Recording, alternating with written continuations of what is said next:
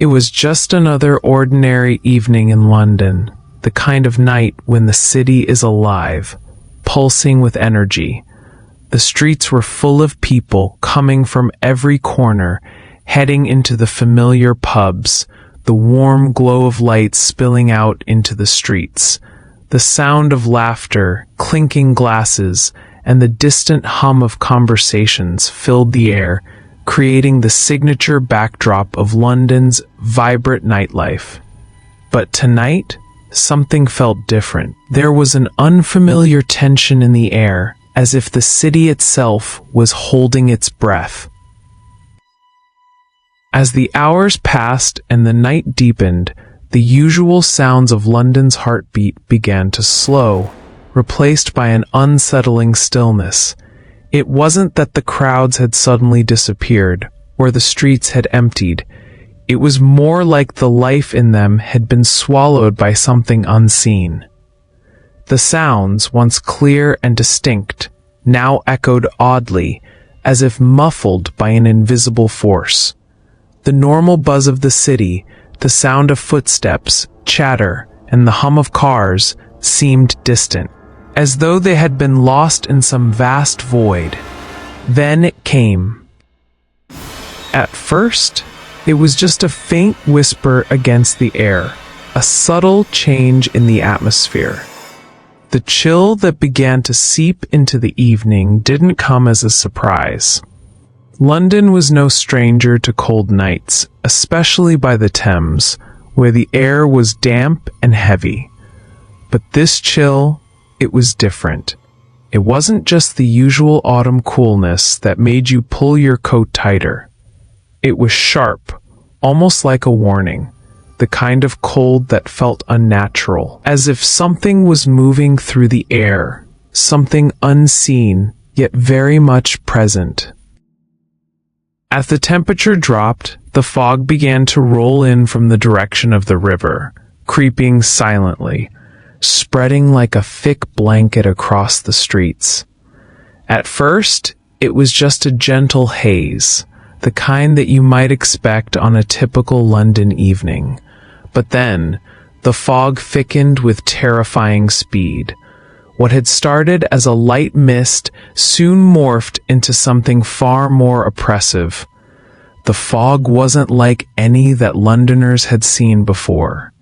It wasn't the soft, almost comforting fog that enveloped the streets after a rainy day. This was different. This fog had weight, substance. It pressed down on the city like a thick shroud, suffocating the life out of everything in its path. As the fog spread, the city began to transform before the eyes of its inhabitants. Streetlights flickered, their once warm yellow glow now distorted by the thick mist that surrounded them. The streets, which were once bustling with people, became eerily empty, their shapes blurred by the fog, like ghostly figures moving in the distance. The pubs, once filled with the sounds of clinking glasses and laughter, fell silent as their patrons hurried inside, looking over their shoulders, glancing nervously at the mist that seemed to grow darker with every passing minute. The fog moved in strange, unpredictable ways, curling and shifting as if it had a mind of its own. It wasn't like a normal weather pattern, where the fog simply hung in the air and drifted slowly.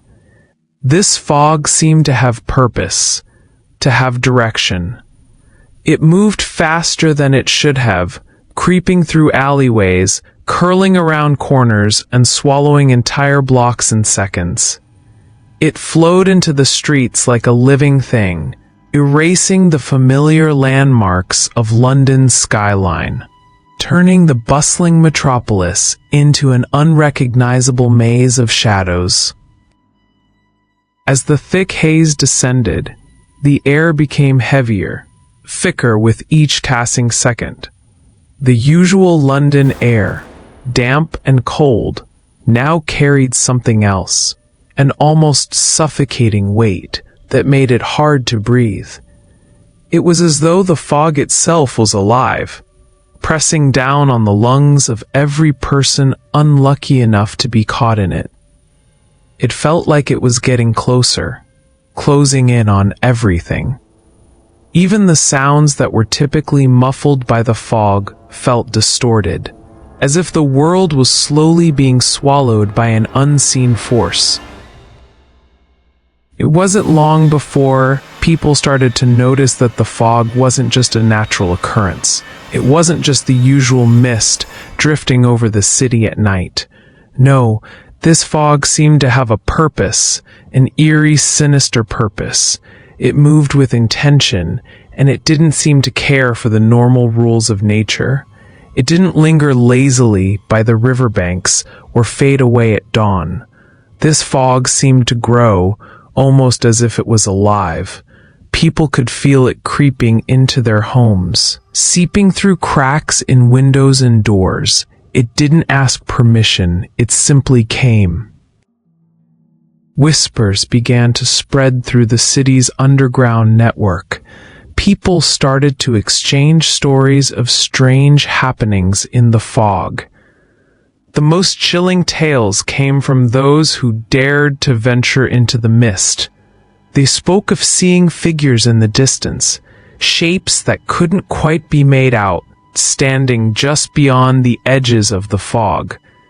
But when they tried to approach, the figures would vanish, as if they were never there at all. Others claimed to hear soft whispers carried by the wind, faint voices that seemed to come from all around them, but never from anyone they could see. As the fog thickened, some began to claim that it wasn't just the mist that felt wrong. It was the very air itself, the atmosphere of the city. Something felt off.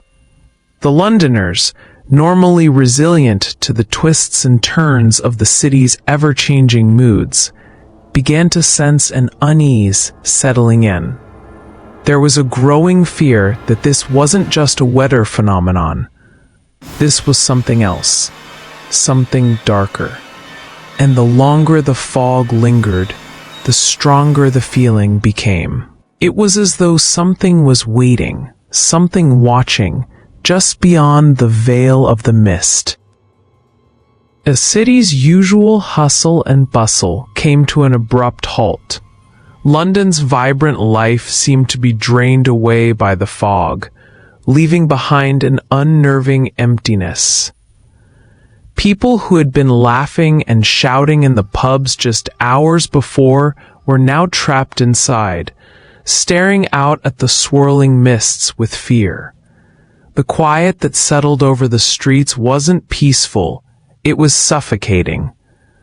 The fog had swallowed the sounds, the life, the energy of the city, leaving nothing behind but an unsettling silence. No one could explain it. No one could predict it. The fog seemed to come out of nowhere, and now it refused to leave. The longer it stayed, the more unnatural it felt, and the more the fear spread among the people. Something was happening in the heart of London, something that had been waiting for the right moment to return. The rumors began, the tales of a curse, of an ancient evil that had been unleashed by the fog. Some said it was a warning, a sign that the city's past had finally caught up with it. Others whispered about the Fog Walker, a name that sent chills down anyone who had ever heard it. It was a name that had been passed down through generations in hushed whispers, a name tied to a dark legend that had remained dormant for centuries. And now, the fog had brought it back. As London tried to make sense of the fog, one thing became clear. Whatever was coming, it wasn't going to leave anytime soon. The city, once filled with life and energy, was now a place where every corner, every shadow, felt alive with something sinister. And the fog, thick and relentless, was only the beginning. It was a quiet Friday night, and the usual buzz of London had started to fade into the calmness of the late evening.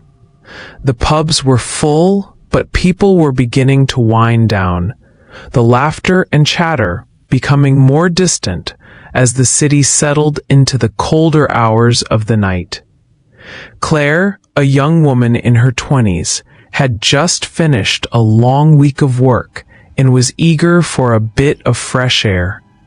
She lived in a small flat near Westminster, just a short walk from the London Eye, and tonight seemed like the perfect opportunity to take a leisurely stroll along the river.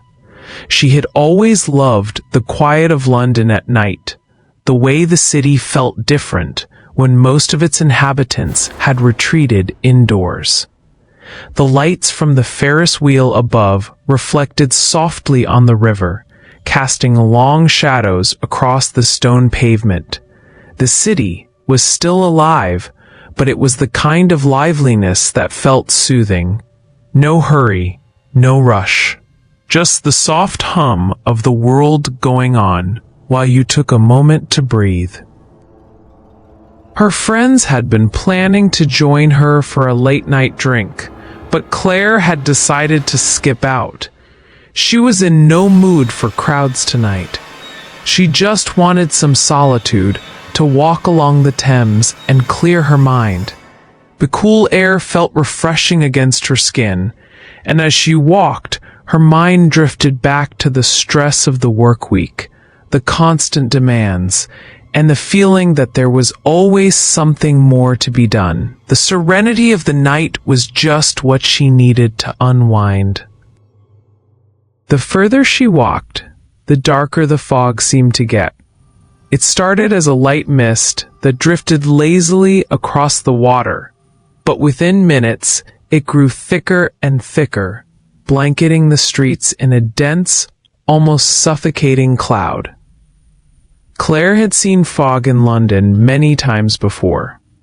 Sometimes it rolled in from the river, other times from the outskirts of the city, but this felt different.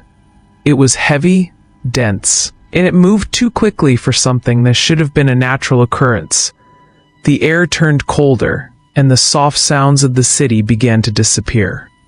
The usual sounds, the rustle of leaves, the faint hum of distant conversations, seemed swallowed by the mist. Claire stopped walking for a moment, trying to assess the strange atmosphere around her. She glanced back at the London Eye, its bright lights now distorted and fading into the heavy mist.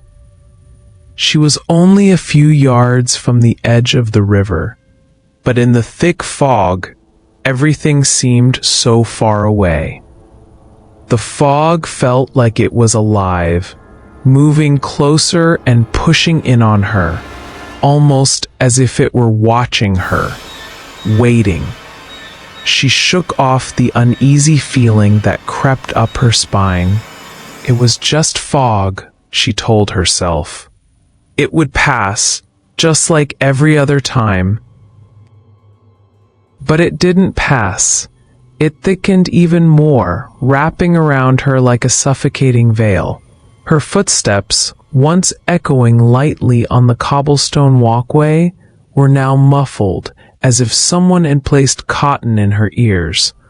The light from the street lamps barely cut through the mist, and Claire found herself relying on the vague outline of the river bank to guide her. She should have turned back then, but something made her keep walking. Maybe it was the fact that she couldn't see how far the fog stretched, or the odd sense of curiosity that drew her forward, but she kept going.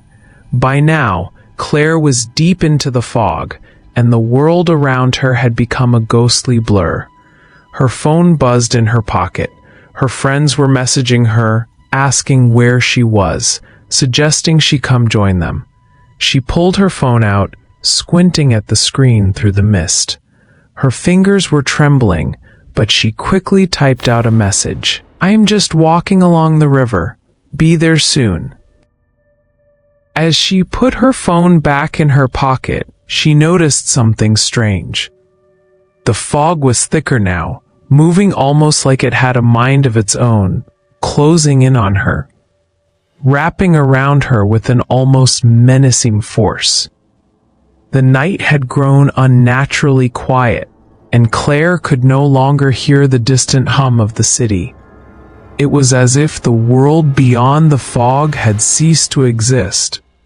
She glanced around, trying to make sense of what she was experiencing, but all she saw was the endless expanse of white, stretching on without end. She had been walking for what felt like an eternity, her footsteps muffled in the heavy fog, when she heard it. A voice. It was faint at first, a whisper barely cutting through the silence. Claire. It came from behind her, soft, almost gentle, but somehow terrifying. She spun around, but all she saw was the swirling fog. Her heart pounded in her chest as she called out, "Hello? Is anyone there?" There was no response, just the same oppressive silence.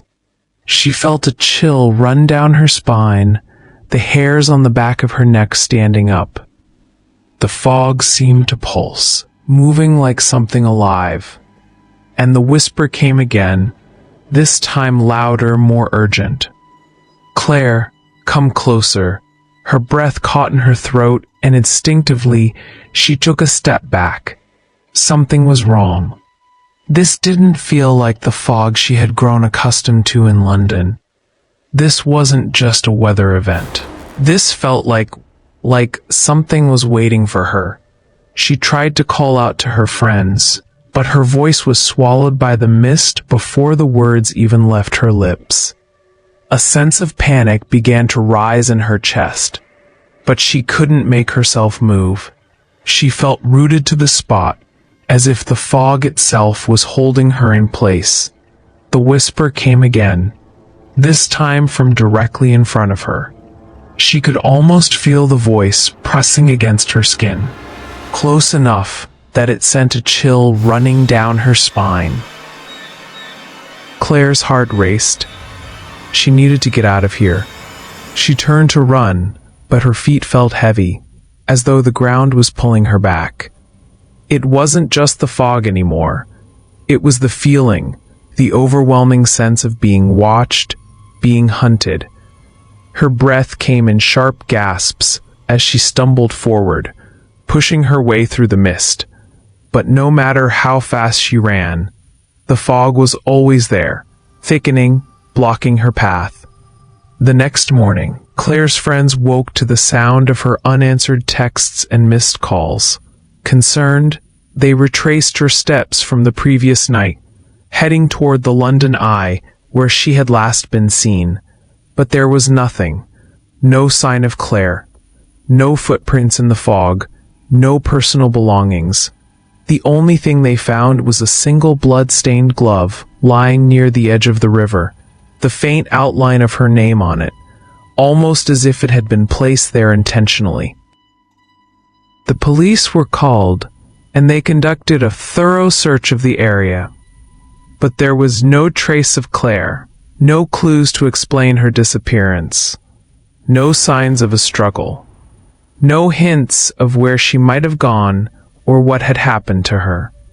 Just the eerie, unexplainable emptiness of the fog that still hung over the city. As the days passed, the fog returned. Every time it rolled in, more people vanished. Disappearances that couldn't be explained. No evidence left behind. It wasn't until Claire's family began asking questions that anyone started to realize something was very wrong. The fog wasn't just an unusual weather pattern. It wasn't just a coincidence. The fog had come back, and it was taking people with it. No one could understand why. No one could explain what was happening. But one thing was clear. The fog wasn't going away, and neither were the people who had vanished. As the days turned into weeks, the The fog that had gripped London grew more relentless, and with it, the terrifying disappearances continued. It was always the same, people vanishing without a trace, as if the very city had swallowed them whole. One minute, they were there, walking through the streets, enjoying the evening, and the next, they were gone, leaving behind only an eerie emptiness.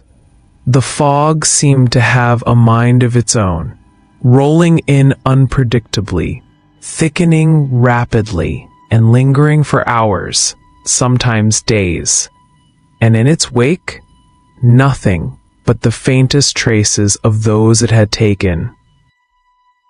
The first few disappearances were dismissed as isolated incidents, strange coincidences that the police couldn't quite explain. But as the number grew, and as the fog seemed to return with more frequency, an undeniable sense of unease spread throughout the city. People began to talk, cautiously at first, whispering in hushed tones about the strange occurrences. They spoke of missing friends, loved ones, and neighbors, people who had ventured out when the fog rolled in and never came back. It wasn't just the suddenness of the disappearances that unsettled the city. It was the complete lack of evidence. There were no signs of struggle, no clues to suggest that anything had happened. It was as though the victims simply stepped into the mist and were erased from the world. Some claimed to have heard strange noises coming from the fog, whispers, faint cries for help, even the sound of footsteps. But when they went to investigate, all they found was the fog, thick and all-encompassing, hiding whatever lay within. The more the fog appeared, the more the stories spread, and the more people began to wonder what was truly happening. Rumors began to swirl. Some believed that a sadistic killer was at work, using the fog as a cover for his gruesome crimes. Others, however, whispered something far more sinister. They spoke of an ancient curse, one that had been tied to the very fog itself for centuries. It was a legend that had been passed down through generations, one that few dared to speak of, for fear of drawing attention to its dark truth. The legend was old, dating back centuries, and it told the tale of a murderer who had once lived in London. His name was lost to time, but the people of the city knew him only as the Fog Walker. It was said that he was a man of twisted desires, driven by a deep, insatiable hunger for violence. He would stalk the city at night, waiting for the fog to roll in, and when it did, he would strike. His victims were always chosen at random, vulnerable individuals who were alone, unaware of the danger creeping up on them. The Fog Walker's crimes were brutal and savage, and he took great pleasure in the terror he instilled in his victims. But his reign of terror didn't last long. According to the legend, the city's people grew wise to his ways, and one fateful night they trapped him, cornering him in the thickest part of the fog. It was then that the Fog Walker met his end, or so they thought. The details of his death were unclear. Some said that the city's people killed him, others that he vanished into the fog, his spirit becoming one with the mist itself. But what everyone agreed upon was this: the fog had claimed him, and from that moment on, the Fog Walker was no longer a man. He was something else, a twisted, malevolent spirit bound to the very fog that had once been his weapon. As the weeks passed and the fog continued to roll in, more and more people began to wonder if the legend was true. The fog, which had always been a part of London's landscape, seemed to have changed. It wasn't just a weather pattern anymore. It felt like a living, breathing thing, an entity that was aware of its surroundings, that had purpose. The whispers of the fog walker grew louder, and soon, people started to believe that he had returned. Some claimed that the spirit of the fog walker was now using the fog as a tool to hide his crimes once more, just as he had done centuries ago. The mist, they said, was his cover, his way of stalking and hunting the city without being seen. It wasn't just a natural occurrence anymore. It was a manifestation of his power, a physical form that he used to cloak himself and his victims. The fog was no longer just a weather phenomenon. It had become a tool of terror, a shroud for something far darker. The city's once bustling streets were now haunted by fear. People became afraid to leave their homes after dark, especially when the fog rolled in. It was as if the city itself had turned against its people, the very air now thick with malevolence. And in the midst of it all, the disappearances continued. One by one, the victims were claimed by the fog, their names whispered in fear by those left behind.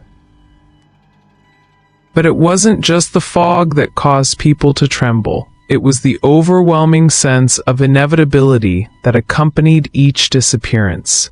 There was no fight, no struggle. The victims didn't even seem to resist. They simply vanished, as if they had walked into the mist and allowed themselves to be consumed. The chilling thought began to take hold of the people. What if they were all just waiting for their turn?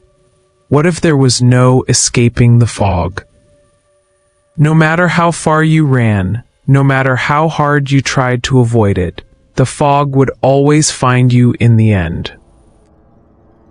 As the fog thickened and more lives were claimed, the fear grew. People began to speak of the fog walker's return as though it were inevitable, as though his presence was written into the very fabric of the city. The fog, once a benign part of London's identity, had now become something far more sinister. The fog wasn't just a natural occurrence, it was a force, a tool for something darker, something that hunted the streets of London in silence. The more the fog spread, the more the city seemed to bend under its weight. The people were no longer just frightened by the unknown. They were terrified of what they couldn't see, the unseen predator that lurked within the mist. And with each new disappearance, the legend of the fog walker grew, until it was no longer just a myth. It was a reality, and it was only a matter of time before the fog would take them too.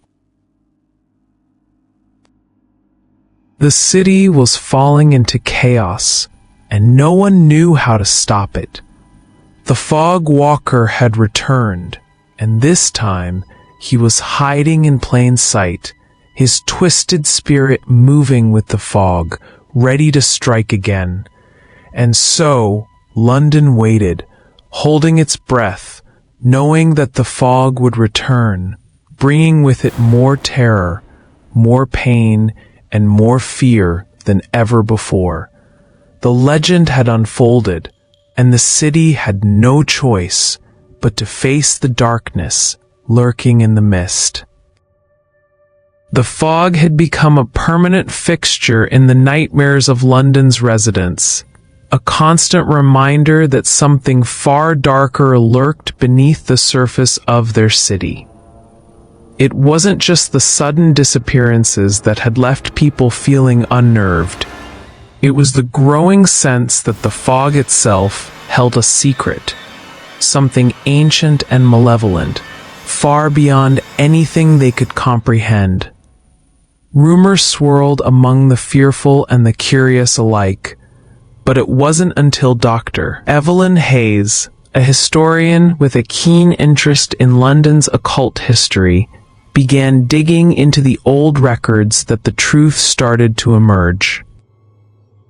Dr. Hayes was no stranger to the city's dark past. London, with its winding streets, ancient buildings, and rich history, was a treasure trove of secrets waiting to be uncovered. But this was different. This wasn't the usual story of forgotten monarchs or long-lost treasures. What she was about to uncover would shake the very foundation of everything she thought she knew about London's history. It all started with a series of old journals buried deep in the archives of the British Museum. They had been tucked away for centuries, left to gather dust, their pages yellowed with age. Dr. Hayes had initially come across the journals by accident, drawn to them by a reference in a book she had read about London's mysterious past. The book spoke briefly of a cult, the Mist Brotherhood, that had existed during the 1700s. The name was vague, and there was little mention of the group's activities, but the one thing that stood out was that they had been closely associated with the thick fogs that often rolled over the city. The more Dr. Hayes read, the more she felt an unsettling chill creep up her spine. According to the journals, the Mist Brotherhood was not just any secret society. They were a cult that had dedicated themselves to the worship of an ancient and malevolent force, believed to reside deep beneath the Thames River. The cult's followers had long believed that the fog that periodically descended upon London was not simply a natural weather pattern, but a gateway to something much darker. It was said to be a force of unimaginable power, a force that could be summoned through dark rituals performed during the thickest and most oppressive fogs, and it was through these rituals that the cult sought to achieve immortality. The more Dr. Hayes read, the more the pieces began to fall into place. The rituals that the Mist Brotherhood performed were horrifying. Rituals involving human sacrifice, dark incantations, and blood offerings. It became clear that the cult believed that by offering the souls of London's citizens to this ancient evil, they could gain power, wealth, and eternal life. Each sacrifice was seen as a way to appease the entity and bring them closer to their ultimate goal. But as Dr. Hayes delved deeper, she realized that the fog was not merely the backdrop to these rituals. It was the very tool they used to open the gateway to the entity they worshipped. The journal entries spoke of a man named Edmund Blackthorn, the leader of the Mist Brotherhood. Blackthorn was a man of considerable influence in 18th century London, known for his charisma and his ability to gather people to his cause. He was the mastermind behind the Brotherhood's dark rituals, and it was he who convinced his followers that the fog was the key to unlocking the power of the entity they revered. Blackthorn believed that the fog was a living force, a manifestation of the entity's will, and that by sacrificing enough souls to it, he would gain unimaginable power. Blackthorn's reign over the Brotherhood lasted for years, and under his leadership, the cult grew more powerful. They performed sacrifices in secret, hidden from the prying eyes of the law. They used the thick fog that rolled in from the river as their cover, conducting their rituals under the veil of mist, ensuring that no one would ever see what they were truly doing. The fog became both a shield and a weapon, protecting them from detection and allowing them to continue their gruesome work undisturbed.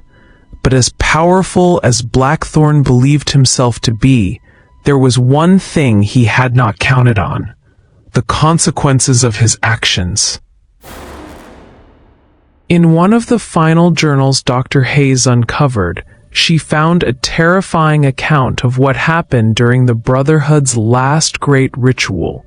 It had been a night like any other, with the fog rolling in thick and heavy, cloaking the streets of London in a cold, suffocating blanket.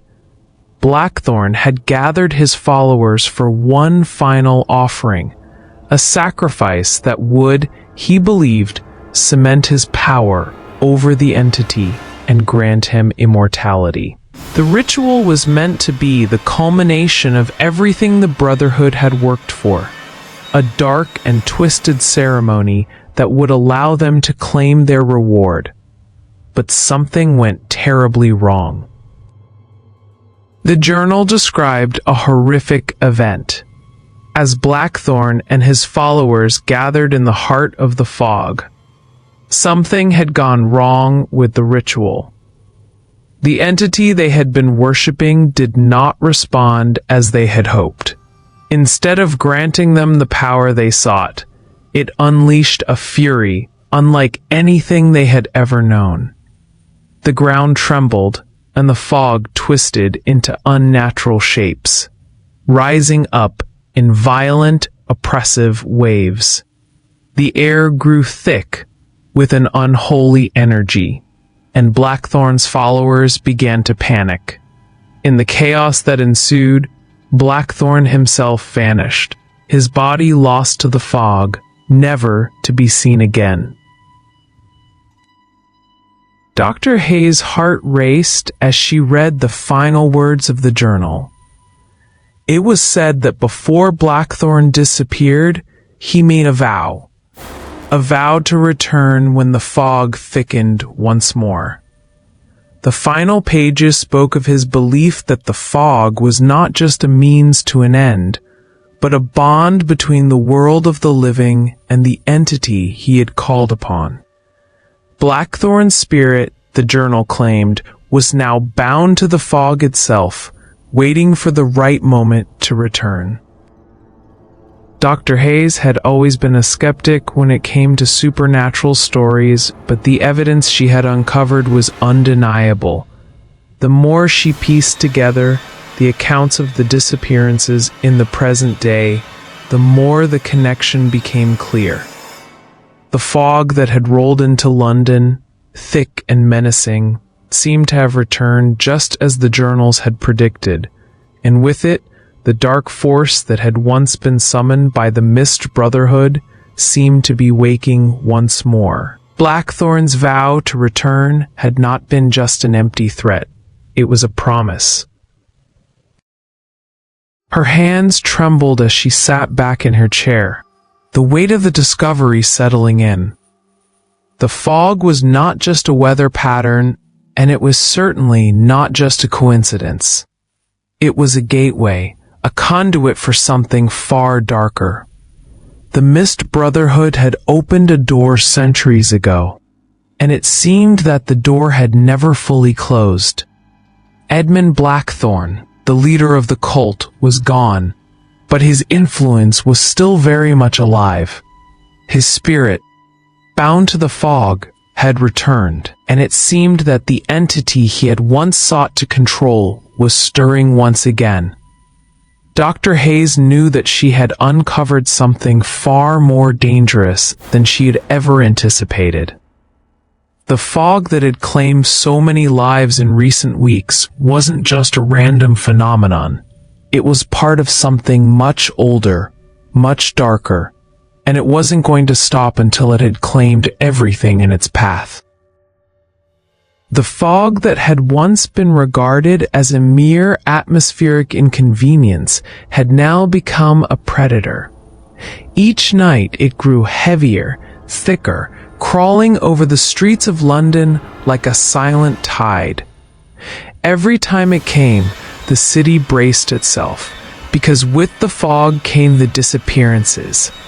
One by one, people were vanishing into the mist, and it didn't take long before the authorities admitted they were powerless.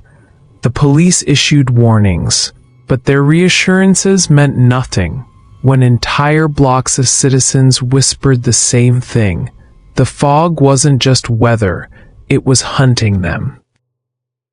The fear spread quickly, like dry wood catching fire. Families locked themselves in their homes as soon as the sun dipped below the horizon. Wooden planks were nailed across doors, curtains pulled tightly shut, and candles were snuffed out early in the hope of drawing no attention. The streets that once pulsed with life turned into empty corridors of silence, deserted except for the creeping mist that slithered across the cobblestones. Shopkeepers closed earlier than usual, pubs emptied out at record speed, and the famous bustle of London nights was swallowed by dread. But no matter how tightly people hid indoors, the fog still came. It rolled in, patient and deliberate, curling into alleys, climbing staircases, pressing against windows as though it could see inside. The people knew. Walls did not make them safe. It was not long before whispers about the fogwalker turned into screams of belief.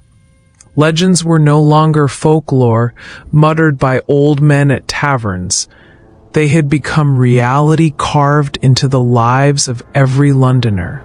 Survivors, or those who claimed to be, spoke of encounters in the mist. They said they had felt watched, that the air itself seemed to breathe around them.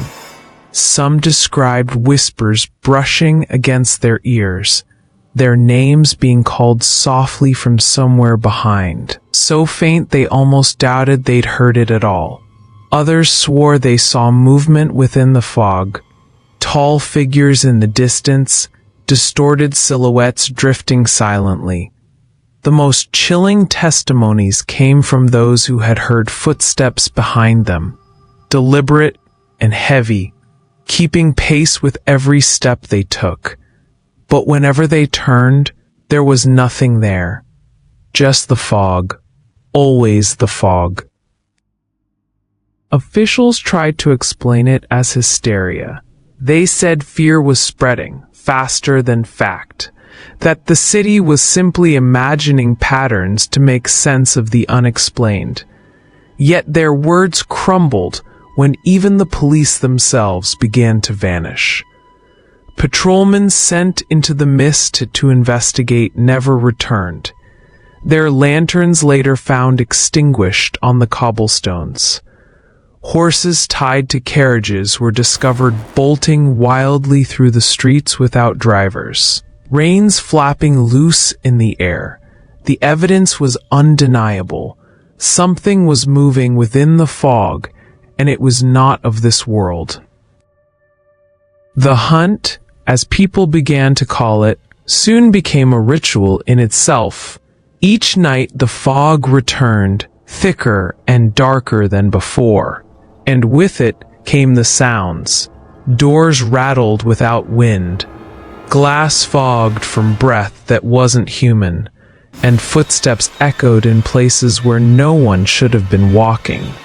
Dogs howled at empty corners, their hackles raised, as if they sensed an intruder their owners could not see. Mothers clutched their children tighter. Fathers stood awake all night with rifles trembling in their hands, yet none dared step outside. Everyone knew the truth. The fog walker had returned, and he was choosing his prey.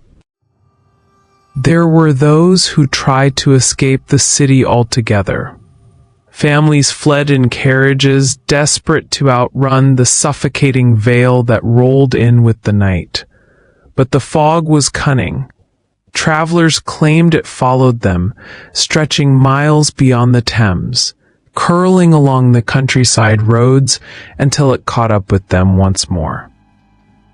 People who attempted to run disappeared just the same, their screams muffled by the mist, their belongings later found abandoned and damp with dew. It was becoming clearer with each passing night.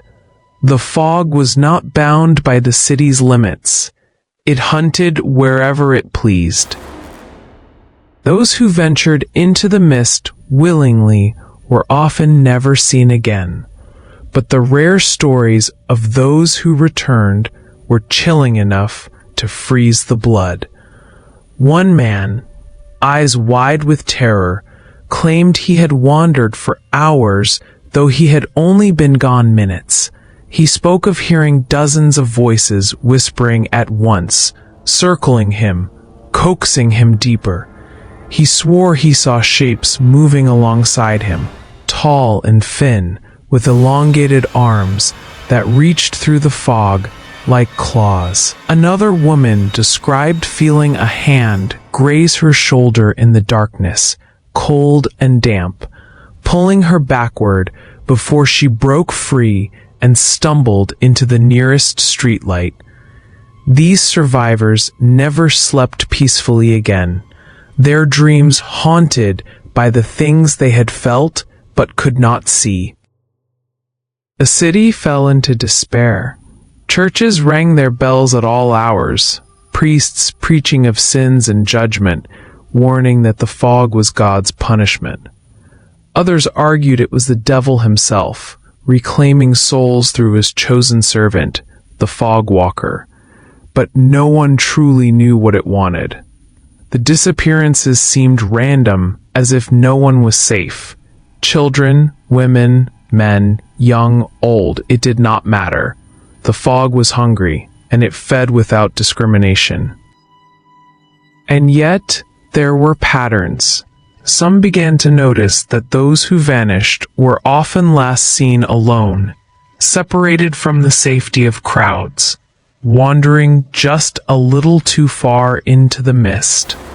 It was as though the fog walker thrived on solitude, on the vulnerability of those who thought they could withstand its silence. People began to cling to one another at night, huddling in groups, unwilling to be left alone even for a moment. But even then, the fear lingered, for there were whispers that once the fog walker chose you, it did not matter how many surrounded you. It would find you. It would take you. The panic grew unbearable. London's officials attempted curfews, patrols, and warnings blasted through the streets. But they too were powerless. The city was paralyzed. London had survived plagues, fires, and wars, yet nothing compared to the quiet suffocation of the fog. Nothing compared to the dread of hearing footsteps behind you, turning and seeing nothing but the shifting white veil waiting to consume you. In every household, the same thought grew stronger. The fog walker wasn't just hunting anymore. He was playing. He was watching, waiting, savoring the fear he spread before he struck again. The fog was his stage, the city his hunting ground, and the people of London, terrified, trembling, hopeless, were his prey. And as the night stretched on, one horrifying truth became undeniable.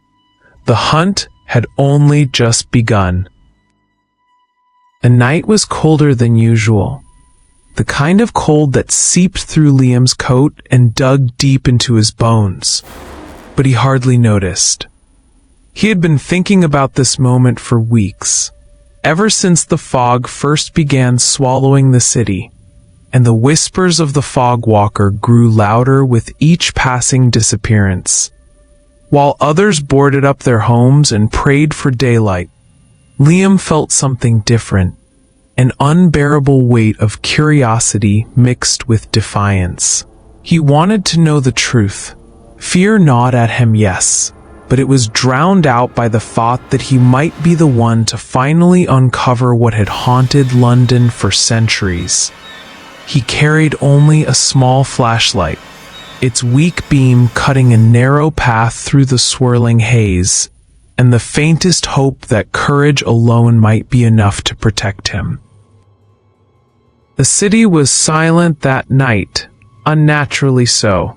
Not a dog barked, not a cart creaked. Not a single voice echoed from the alleys. It was as if the whole of London was holding its breath, waiting for the fog to take its next victim. Liam walked slowly, his boots crunching softly against the cobblestones, though even his own steps sounded muffled, absorbed into the mist that hung thick and oppressive around him. He had grown up hearing the legends, stories told in whispers about the fog walker, about Edmund Blackthorn's curse, but never once had he believed them. Ghost stories, he had thought, nothing more than old tales meant to frighten children. But the disappearances had changed that. Friends of friends, neighbors, even police officers, all gone without a trace. Liam's skepticism had shattered the night he heard the echo of footsteps behind him, though no one was there. From then on, he knew something waited in the mist.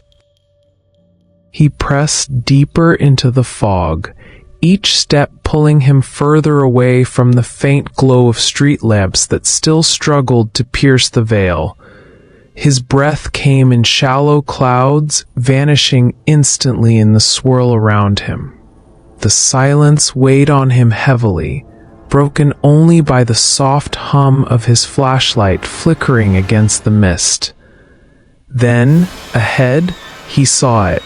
A shape, faint and distant at first, just barely distinguishable from the fog itself. His heart skipped. The figure stood motionless, tall and lean, its outline fractured as though the mist itself was shaping and reshaping it. Liam squinted, lifting the beam of his flashlight, but the light seemed to recoil, bending away from the shape instead of illuminating it. The figure did not step forward, but it did not vanish either. It simply waited, a dark stain in the endless sea of white. "Hello," Liam's voice cracked against the silence. It was quiet but desperate, carried only a few feet before being devoured by the fog. There was no response. He tried again, louder, but the words seemed to die on his tongue, his own voice sounding alien, muted. Still the figure stood, its tattered coat fluttering faintly, as though stirred by a breeze Liam could not feel. Something deep inside him screamed to turn and run, to abandon this foolish quest and escape before the thing in the mist decided to move. But his feet refused to obey. He could not leave. He needed to know. Then it shifted. Not a step, not a gesture, but a distortion, like a shadow rippling against a wall. The figure bent and stretched in unnatural ways, its outline warping, as if the fog itself was part of its body. Liam's chest tightened. He could feel it watching him, though the face was hidden, swallowed in layers of swirling gray. The air grew colder, so cold that his breath came out in ragged bursts, and his hands trembled violently around the flashlight. He wanted to believe this was a trick of the weather, of his imagination, but the weight pressing down on him was too real. It wasn't his mind playing tricks. Something was here, and it was aware of him. The figure began to move, slowly at first, one jerking shift at a time, but then with a sickening fluidity, gliding across the stones toward him. The fog thickened around its body, coiling like snakes, until Liam could see nothing but the outline of a man-shaped shadow with no face. A wave of nausea hit him as his instincts screamed the truth he had tried to deny. This was no lost soul, no simple ghost. This was Edmund Blackthorn, the fog walker, returned from the curse of centuries past. The legend was real, and he was standing only yards away. Liam's chest burned as panic surged through him. His flashlight flickered violently, its beams sputtering, before being swallowed entirely, plunging him into a darkness broken only by the pale glow of the mist itself. He spun on his heel and ran, his boots hammering against the stones, his breaths ragged as he fought the suffocating air. But the fog was everywhere. It closed in tighter with each step, winding around his legs, tugging at his coat, making the street stretch endlessly before him. The figure was faster. He could feel it gaining, hear the slow, deliberate rhythm of footsteps behind him, always just beyond reach, yet impossibly close. He dared not look back. He knew what he would see. His lungs screamed for air, his heart pounding violently, yet the mist pressed down harder, filling his throat, his ears, his mind. The whispers began, faint at first, then louder, echoing from every direction. His name, Liam. 100 voices, all layered atop one another, each whispering in the same low haunting tone. Liam, come closer.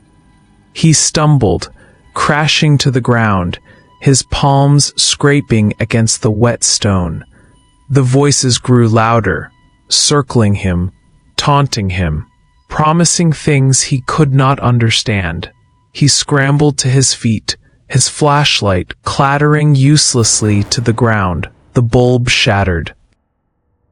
And then he felt it, a hand, cold and damp, settling on his shoulder with a grip that froze his blood.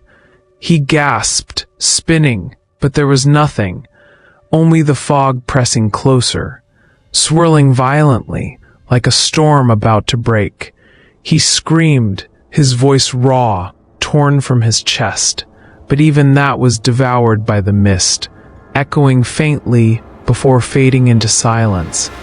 The last thing he saw was the figure looming before him, its faceless head tilting, its arms reaching out as the world went white.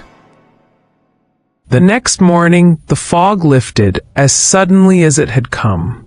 The streets were empty, the city eerily still. The sun rose weakly, casting light on cobblestones damp with dew. But there was no trace of Liam. Only the shattered remains of his flashlight lay where he had fallen, the glass glinting faintly in the pale daylight. His body was never found. His friends and family searched desperately. The police combed the riverbanks, but Liam had vanished like all the others, consumed by the mist. Yet